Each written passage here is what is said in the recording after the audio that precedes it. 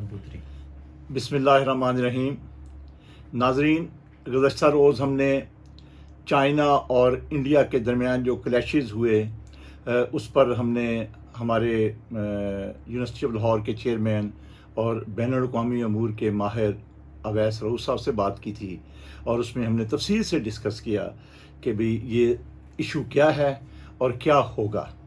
आज हमने हमारे फ़ौजी माहिर एक मिलिट्री नुक्ता नज़र से बॉर्डर की सिचुएशन के हवाले से कि इसकी क्या अहमियत है, उसके लिए हमने हमारे ब्रिगेडियर नवाज़ अली साहब को रिक्वेस्ट की है कि वो आएँ और हमें बताएं कि ये चाइना इंडिया का जो क्लैशेस है इसकी क्या बैकग्राउंड है और इसमें अभी तक क्या हुआ है, इसकी अहमियत क्या है और वो क्या तवक्को रखते हैं कि ये फ्यूचर में क्या होगा। और ख़ास तौर पर मैं उनसे ये भी जानना चाहूँगा कि इन क्लैशेस के नतीजे में अगर इंडिया ये हारता है या इंडिया ये जंग को कंटिन्यू करता है चाइना के साथ, और चाइना से क्योंकि मिलिट्री पावर चाइना बहुत बड़ी है, सुपर पावर है, तो उसमें जो लग रहा है जैसे उन्होंने 20 बंदे उनके मारे हैं और अभी तक इंडिया रिएक्ट भी नहीं कर पा रहा, उसको हिम्मत नहीं हो रही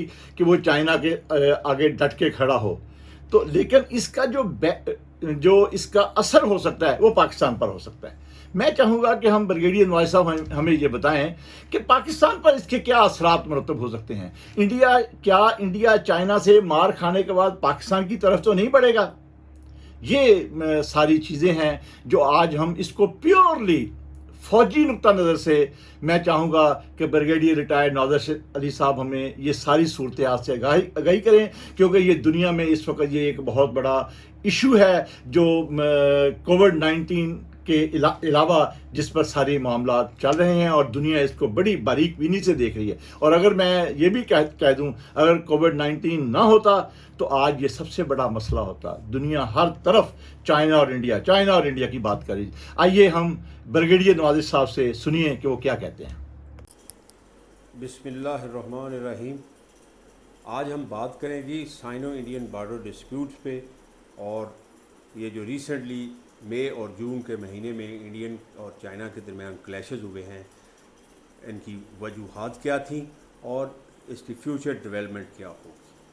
तो हम इसमें देखेंगे, पहले थोड़ी सी बैकग्राउंड देखेंगे इस कॉन्फ्लिक्ट की, फिर कॉजेज़ देखेंगे, फिर रीसेंट क्लैशेस और फ्यूचर डेवलपमेंट और पाकिस्तान के लिए इसके इम्प्लीकेशन क्या है।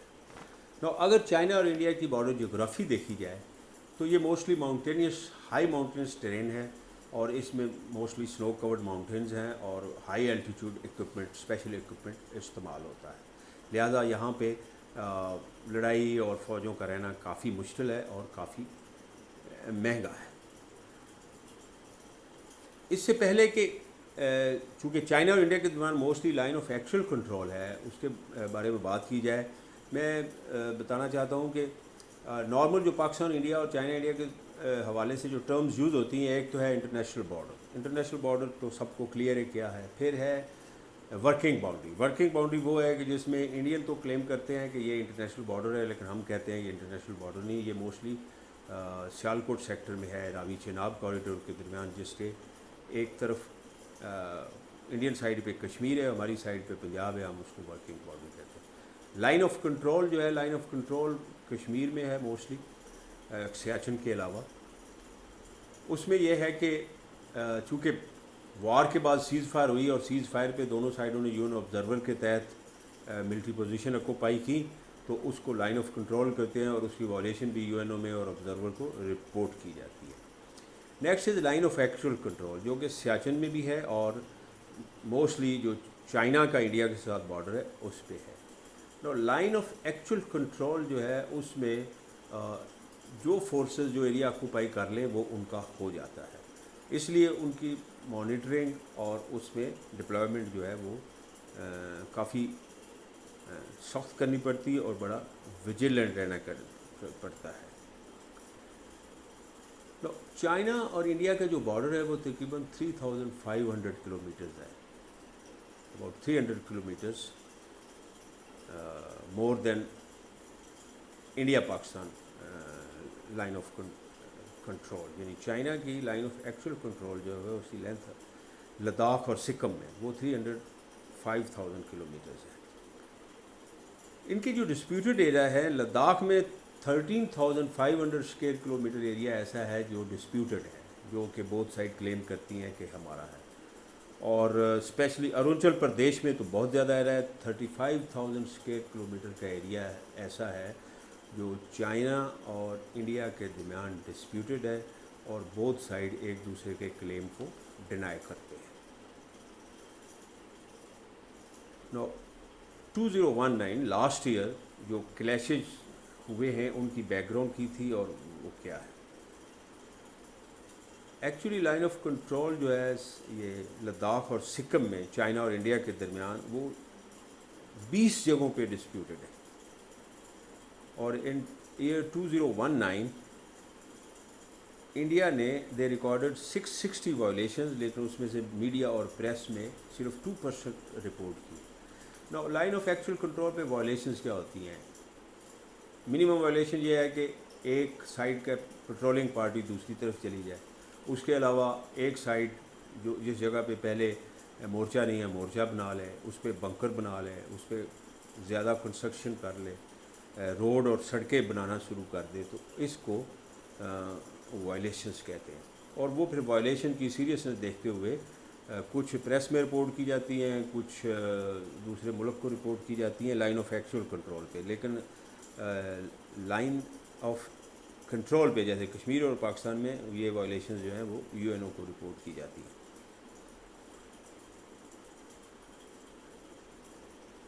انڈیا کا یہ ابھی کلیم ہے کہ 2013 سے لے کے یعنی 2013 سے لے کے چائنا نے انڈیا کا 640 اسکوائر کلومیٹر ایریا جو ہے وہ آکوپائی کر لیا ہے. لیکن اس کے باوجود ایک ورتھ مینشن پوائنٹ جو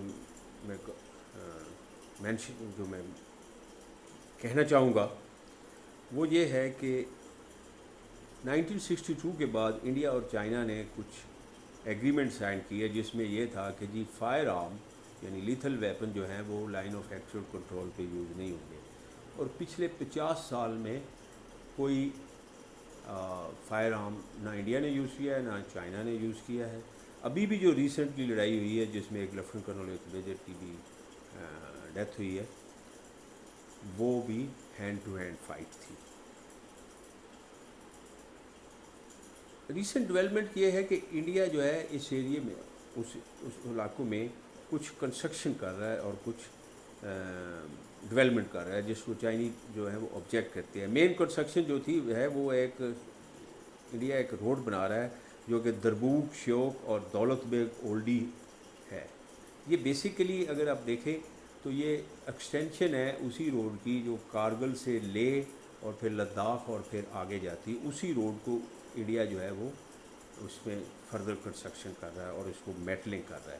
نو اس کی امپلیکیشن یہ ہے کہ انڈیا جب یہ روڈ بنا لے گا یا انڈیا کی یہ روڈ جب کنسٹرکٹ ہو جاتی ہے تو انڈیا کے اس ایریے میں ملٹری کیپیبلٹی جو ہے وہ انہانس ہو جائے گی جس پہ چائنیز کو اعتراض ہے. تو ایک تو جو ریسنٹ ڈیولپمنٹ جو ہوئی جس کی وجہ سے 15 جون کو کلیش ہوئے اور انڈین سولجر جو ہے وہ مارے گئے وہ یہ تھا. دوسرا یہ ہے کہ چائنیز نے مس ریڈ کیا انڈین نے مس ریڈ کیا Chinese reaction on abrogation of article 370. چونکہ ایبروگیشن آف آرٹیکل 370 کے بعد چائنا نے کشمیر کو 2 حصوں میں تقسیم کیا اور نہ صرف یہ کیا بلکہ ان کے کچھ پولیٹیکل لیڈرز نے گلگت بلتستان کے بارے میں بھی ارسپانسبل سٹیٹمنٹ دینی شروع کر دی. جب گلگت بلتستان کے بارے میں ارسپانسبل پولیٹیکل سٹیٹمنٹ آئیں تو اٹ واز بٹ نیچرل کہ وہ چائنا کو ڈسٹرب کریں گے کیونکہ چائنا کے اس ریجن میں اسپیشلی گلگت بلتستان میں چائنا کے اسٹیکس کافی ہائی ہیں. ایک تو چائنا پاکستان اکنامک کوریڈور کی وجہ سے اور دوسرا جو چائنیز انیشیٹو ہے ون بیلٹ ون روڈ اس کی وجہ سے. تو دو چیزیں جب مکس ہو گئیں, ایک تو آرٹیکل 370 اڑا دیا انڈینز نے اور دوسرا لداخ میں اور سکم میں اپنی कंस्ट्रक्शन और मिलिट्री एक्टिविटीज़ 2013 से बढ़ा दी तो इट वाज बट नेचुरल कि चाइनीज़ इस पे रिएक्ट करेंगे। अभी जो रीसेंट क्लैशेस हुए हैं वो 3 जगहों पे हुए हैं। एक तो प्यांगयांग लेक पे हुए हैं कुछ क्लैशेस जिसमें 72 इंडियन सोल्जर जो हैं वो ज़ख्मी हुए थे। उसके अलावा सिक्किम सेक्टर में भी हुए, लेकिन मेन जो अभी 15 जून को क्लैश हुआ है वो गलवान वैली में हुए हैं जिसमें 20 इंडियन सोल्जर जो है वो मारे गए हैं। इन सब क्लैशेस के बावजूद जब उनके आपस में डायलॉग या मिलिट्री कमांडर्स की मीटिंग चल रही हैं, इंडिया ने कंस्ट्रक्शन ऑफ रोड जो है ये वो उस पर अपनी एक्टिविटी बढ़ा दी है और इंडियन प्रेस के मुताबिक उन्होंने एडिशनल 8,000 ट्रुप्स भी मूव किए हैं या जो कि उनकी बॉर्डर कंस्ट्रक्शन रोड ऑर्गेनाइजेशन का हिस्सा है जो कि जिन्होंने उस कंस्ट्रक्शन को बढ़ा दिया। फ्यूचर डेवलपमेंट क्या है? फ्यूचर ये है कि ये क्लैश और ये कन्फ्लिक्ट कंटिन्यू रहेगा। बेसिकली चाइनीज़ जो है वो अपनी माओ की एक बेसिक थ्योरी जो है पाम एंड 5 फिंगर्स वाली, जिसमें लद्दाख, नेपाल, भूटान, सिक्किम और अरुणाचल प्रदेश जो है वो 5 उंगलियां कंसिडर होती हैं और मेनलैंड या तिब्बत जो चाइना जो है वो पाम कंसिडर होता है। तो वो उस पर बिलीव करते हैं और वो कहते हैं कि इस एरिया में चाइनीज़ का इन्फ्लुएंस जो है वो पड़ना चाहिए। इंडिया जो है वो जैसे मैंने पहले कहा, India will continue constructing the road and will continue increasing troops in the area. और लेकिन इसके बावजूद मैं ये नहीं समझता कि ये जो कॉन्फ्लिक्ट है ये फर्दर एस्केलेट होगा।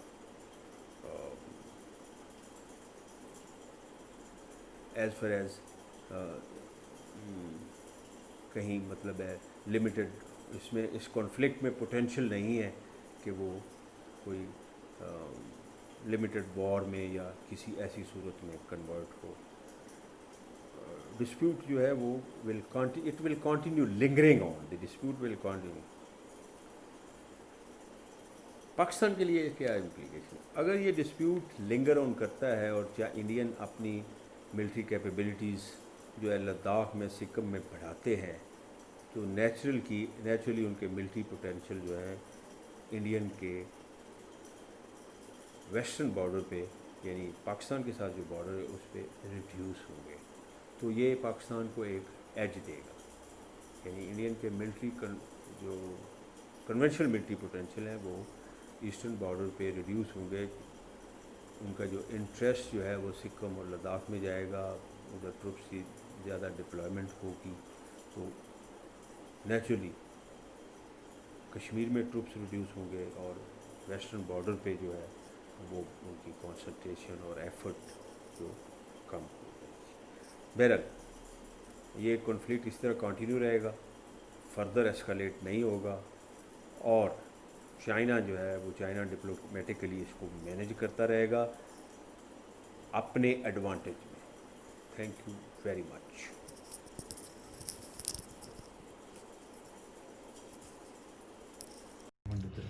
बहुत शुक्रिया ब्रिगेडियर साहब, आपने हमें तमाम हालात से आगाही दी, आपने हमें फ्यूचर में क्या होने वाला है उस हवाले से भी बताया, आपने तफसील के साथ इसको हमारे नाज़रीन के सामने रखा कि आज की क्या सूरत हाल है, कल क्या होगा और पाकिस्तान के इस पर क्या असरात मरतब हुए। नाज़रीन, मैं इस उम्मीद के साथ ये अपना गुफ्तगू ख़त्म करना चाहता हूँ कि इंडिया को कोई ऐसा हमें मौका भी नहीं देना चाहिए और इंडिया को ये सोचना भी नहीं चाहिए कि एक एटमी पावर पर वो हमला आवर हो। चाइना से शिकस्त खाने के बाद वो पाकिस्तान की तरफ निगाह उठाकर देखे।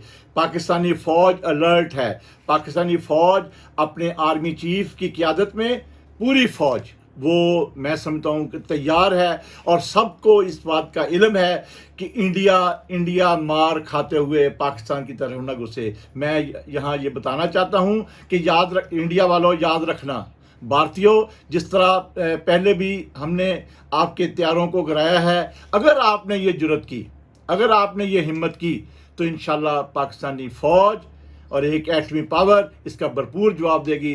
नाज़रीन, इंशाल्लाह फिर मुलाकात होगी। खुदा हाफिज़। दोस्तों, हमारे चैनल मुनीर अहमद खान ऑफिशियल को लाइक करें, सब्सक्राइब करें और बेल आइकन प्रेस करना मत भूलिएगा और कमेंट सेक्शन में अपनी कीमती राय का इजहार जरूर कीजिएगा।